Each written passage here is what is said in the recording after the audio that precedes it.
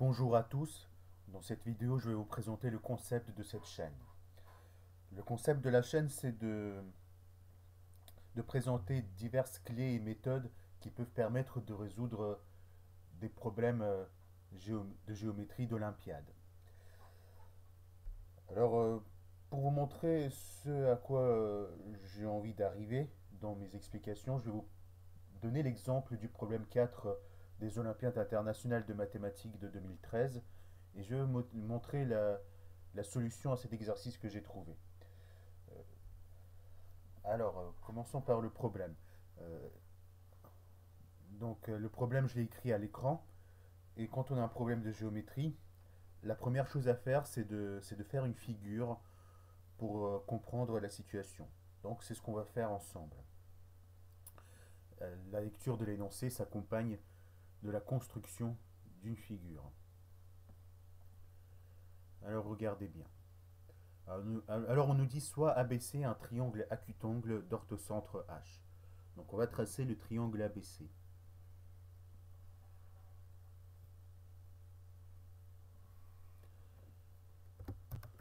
Voici le triangle ABC. Maintenant, il est temps de tracer son orthocentre H. Et vous voyez que plus tard dans l'énoncé, on va vous parler des pieds des hauteurs issues de B et de C. Donc l'orthocentre, c'est le point d'intersection des hauteurs. On ne parle pas de la hauteur issue de A. On n'a plus qu'à tracer les hauteurs issues de B et de C pour définir l'orthocentre. Ainsi, là, j'ai placé sur la figure l'orthocentre H ainsi que les M et N qui sont les pieds des hauteurs issues de B et de C. Ensuite, on nous parle du cercle circonscrit de BWN. Ah oui, W c'est un point du côté BC, un point quelconque du côté BC. Donc, on place W. Et après avoir placé W, on va tracer le cercle qui passe par BWN. Donc, voici oméga 1, le cercle qui passe par DWN. Et ensuite, on vous définit X, le point de W1, tel que WX est un diamètre de oméga 1. Donc, ainsi, X est le point diamétralement opposé à W. Il est là. Donc, ce que vous pouvez noter,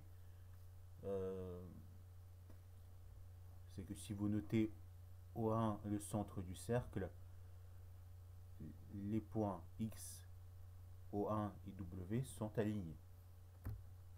Ensuite, on vous dit de tracer le cercle oméga 2, qui est le cercle circonscrit à CWM.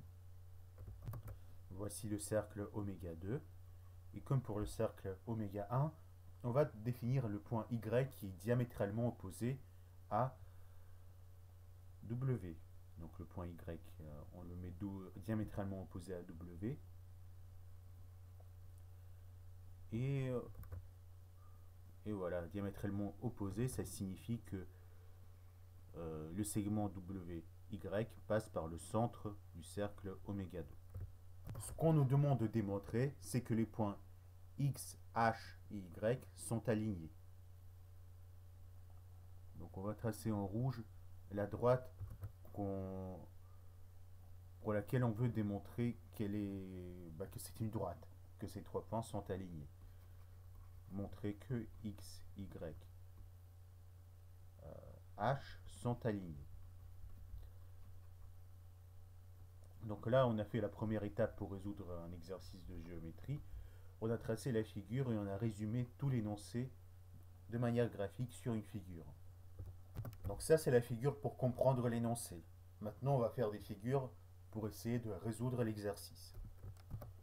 Alors pour résoudre cet exercice, la première chose, c'est de comprendre quelle est la meilleure façon d'exprimer le fait que X est diamétralement opposé à W et que Y est diamétralement opposé à W, chacun sur le premier sur le cercle oméga 1 et le deuxième sur le cercle oméga 2. Alors en fait, on va plutôt préférer le présenter d'une autre manière que de celle que j'ai présentée sur cette figure.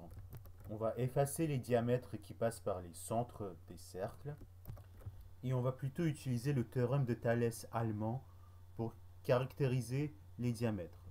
Donc le fait que XW c'est un diamètre du cercle oméga 1, ça signifie que le triangle XNW est rectangle en N.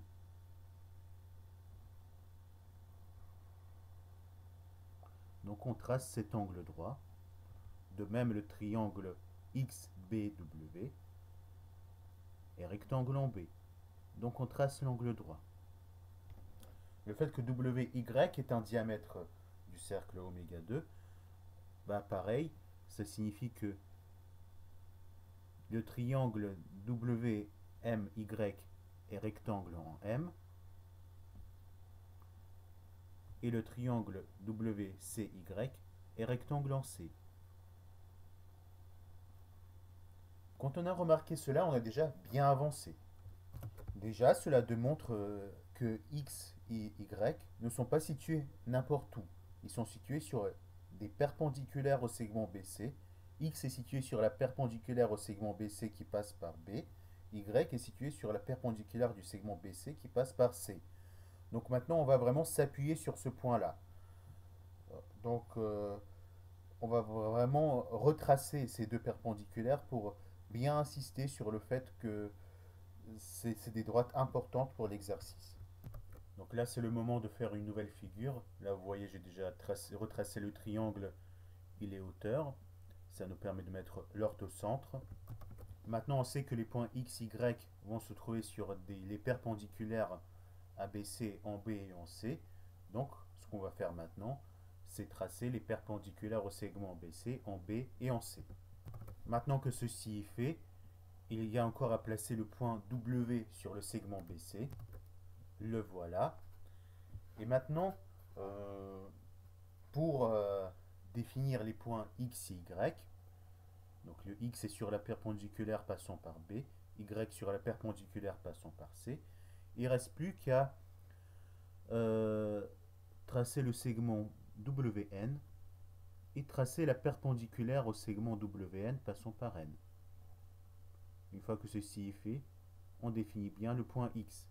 Pareil, en traçant le segment WM et la perpendiculaire au segment WM, on définit le point Y.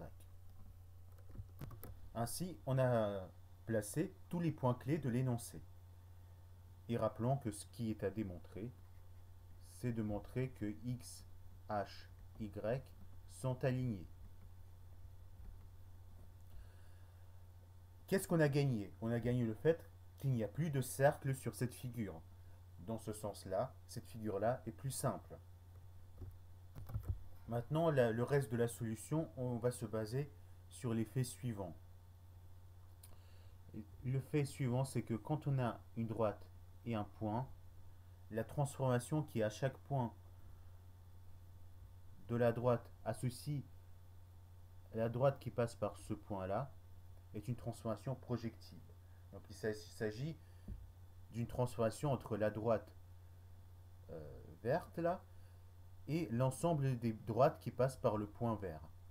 Donc à chaque point de la droite, on associe la droite qui passe par ce point, qui joint ce point de la droite au point vert. La transformation définie ainsi est une transformation projective. Ouais.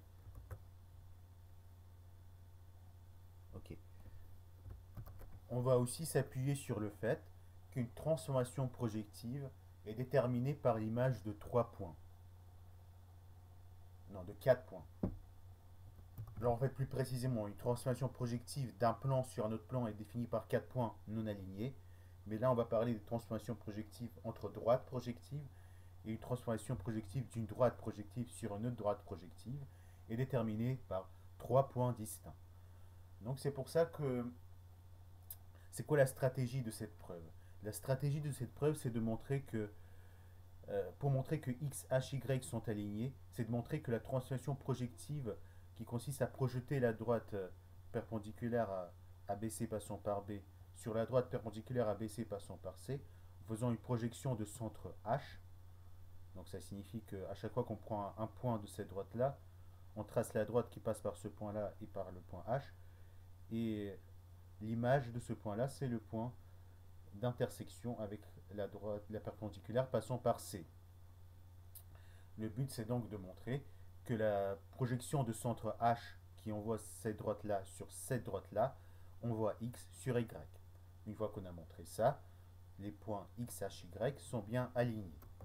Et pour décrire une transformation projective, donc on veut montrer un truc sur les points X, Y, mais on a donc besoin de la comprendre sur 3 autres points.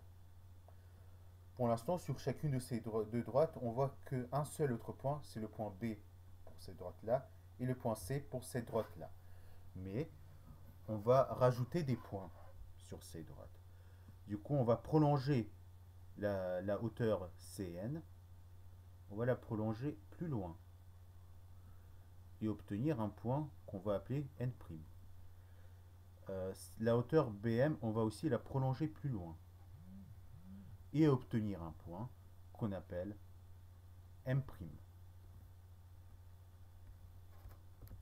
Ainsi, maintenant, on a fait en sorte que sur chacune des deux droites roses, il y a deux autres points à part les points X et Y. Et enfin, il y a toujours un troisième autre point sur chaque droite, c'est le point à l'infini.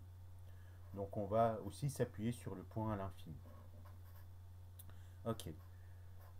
Donc maintenant, la première transformation projective qu'on va regarder, c'est la transformation projective de centre N, qui à chaque point de la droite rose associe une droite qui passe par N.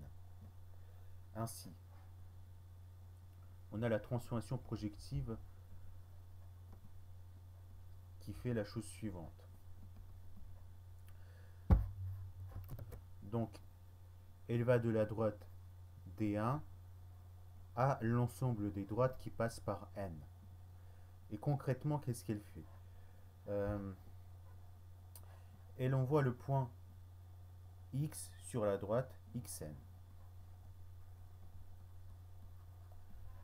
Elle envoie le point B sur la droite BN. Et la droite BN, c'est la même chose que la droite AB. Elle envoie N' sur la droite NN'. Et ça, c'est la même chose que la droite CN.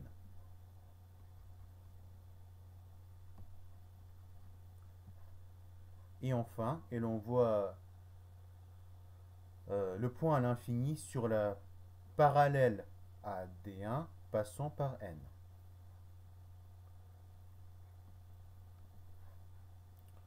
Donc on va tracer ça sous la forme d'une droite rouge.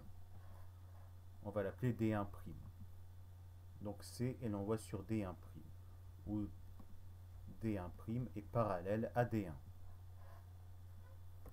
La deuxième transformation projective qu'on va regarder, c'est une involution sur l'ensemble des droites qui passent par N.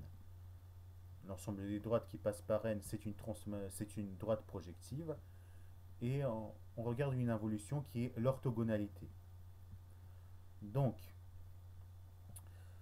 les quatre droites qu'on a, ça fait que Xn, bah la perpendiculaire à Xn qui passe par N, c'est NW. Donc Xn est échangé avec NW par cette involution. AB est échangé avec Cn par cette involution. Et ben Cn est échangé avec AB. Il n'y a pas besoin de l'écrire deux fois. Et la droite D1' est échangée avec la perpendiculaire à D1' passant par N. Donc on peut la tracer. C'est en fait la perpendiculaire aussi à D1 passant par N. Donc on peut la tracer complètement. Cette droite elle passe comme ça. Et on peut l'appeler la droite E. Donc on va écrire que D1' est échangé avec E. Maintenant vous vous doutez bien, on va regarder la transformation projective de l'ensemble des droites qui passent par N sur la droite BC. Tout simplement parce que maintenant qu'on a la droite NW, on va vouloir arriver au point W. Ainsi, NW est envoyé sur W AB, la droite AB est envoyée sur B, le point d'intersection avec BC de la droite AB c'est B. CN est envoyé sur C. Et enfin, E est envoyé sur le point à l'infini parce que E est perpendiculaire à D1, D1 est perpendiculaire à BC, donc E est parallèle à BC. Donc le point d'intersection entre E et BC, c'est le point à l'infini. Donc E est envoyé sur le point à l'infini. Maintenant, on va remonter toute cette idée-là sur la droite D2. Pour cela, on va faire encore quelques transformations projectives.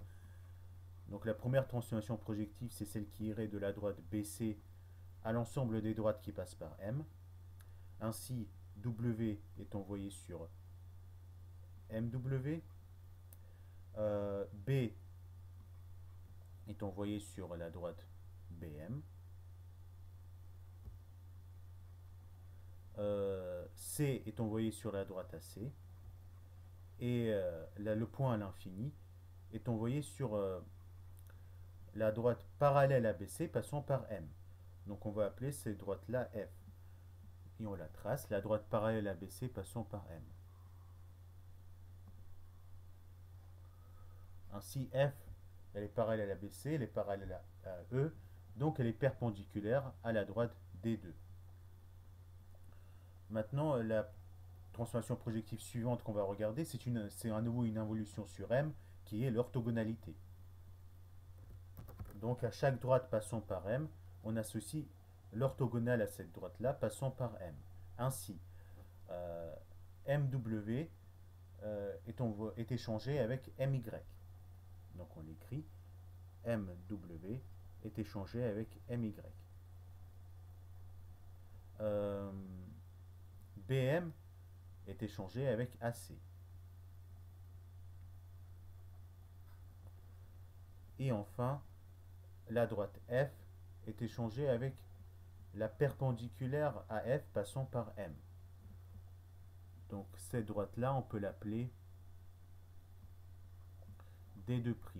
D2' est parallèle à D2 et elle passe par M. Ainsi,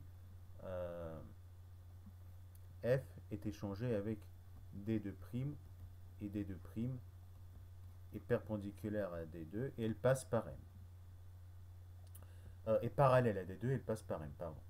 Maintenant, pour finir cette boucle, on va faire une dernière transformation projective de l'ensemble des droites qui passent par M sur la droite D2. Disons, je vais l'écrire là. La dernière transformation projective de l'ensemble des droites qui passent par M sur la droite D2. Donc, dans cette transformation projective là, MY est envoyé, la droite MY est envoyée sur le point Y. La droite BM est envoyée sur le point M'. La droite AC est envoyée sur le point C. Et la droite D2' est envoyée sur le point à l'infini. Maintenant, au final, si on compose toutes ces transformations projectives, on obtient une transformation projective de D1 sur D2. Donc, la composée, c'est une transformation projective de D1 sur D2. Donc là, on regarde la composée. Donc, la composée qui est une transformation projective de D1 sur D2, qu'est-ce qu'elle nous fait? Quand on part du point X, il est d'abord envoyé sur Xn, puis sur NW, puis sur W, puis sur MW, puis sur MY, et puis sur Y. Donc X est envoyé sur Y. Ensuite, B est envoyé sur AB, puis sur Cn, puis sur C, puis sur AC, puis sur BM, puis sur M'. Donc B est envoyé sur M'.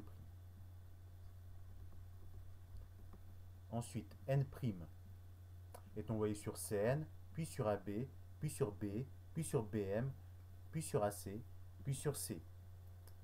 Donc N' est envoyé sur C. Et enfin, Le point à l'infini est envoyé sur D1', puis sur E, puis sur le point à l'infini, puis sur F, puis sur D2', et puis sur le point à l'infini. Donc le point à l'infini est envoyé sur le point à l'infini. Donc la composée, c'est cette transformation-là de D1 sur D2. Maintenant, voyons voir à quoi ressemble la projection de la droite D1 sur D2 de centre H. Donc là, on va définir une transformation projective qui est une projection de centre H. Qui est une projection de centre H de D1 sur D2.